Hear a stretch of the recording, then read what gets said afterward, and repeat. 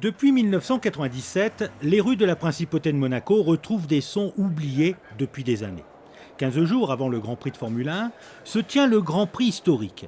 Un rendez-vous incontournable pour les amateurs de voitures de course anciennes, les collectionneurs, les passionnés d'automobile en général et les nostalgiques de ces belles mécaniques. C'est surprenant et réjouissant à la fois parce qu'on s'aperçoit que le souvenir est important, d'une part.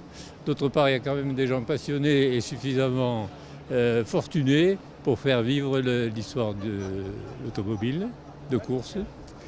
Et puis, ça évoque aussi des souvenirs de quand on était plus jeunes, parce que nous ne sommes pas nés de la dernière pluie, du coup. Et puis, c'est dommage que ça ne serait qu'une fois tous les 2 ans. Si c'était tous les ans, ça serait encore mieux. La compétition accueille tous les 2 ans des voiturettes d'avant-guerre, des coupés sportifs des années 50 et des Formule 1 des dernières décennies. Celles que pilotaient Jacques Brabham, Dennis Clark, Phil Hill et d'autres grands pilotes. Sur le quai Antoine Ier, ce sont près de 250 véhicules qui sont garés. De belles rugissantes épiées de près, car pouvoir observer ces vieux bolides n'arrive pas tous les jours.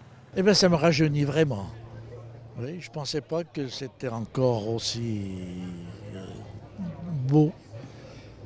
Je ne connaissais pas toutes ces voitures. Elles sont belles, hein, ça va. Elles sont pas mal. Ouais, on vient juste d'arriver, donc on regarde un peu ce qui se passe. Elles sont formidables, ces voitures. C'est toutes des voitures qui sont dans leur jus, toutes rénovées. Elles ne sont pas trafiquées. Voilà. Vous êtes un passionné de vieilles voitures ? Énormément. Et puis surtout de la Formule 1.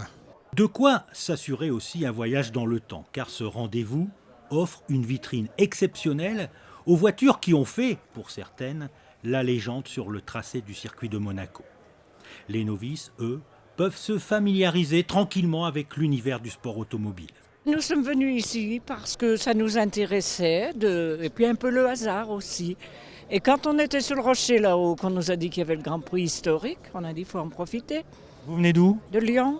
Moi, je trouve ça génial. Mon mari est passionné et bon, on en profite. Voilà. On ne connaissait pas trop, mais voilà, c'est bien. C'est très agréable à regarder. Pour la 10e édition du Grand Prix historique, Anthony Beltoise rendra hommage à son père, Jean-Pierre, à bord de cette Matra, identique à celle que son père pilotait dans les années 70. C'est vrai que l'émotion va monter petit à petit, comme vous le disiez. Là, il va y avoir toutes les formalités administratives, toutes les formalités techniques.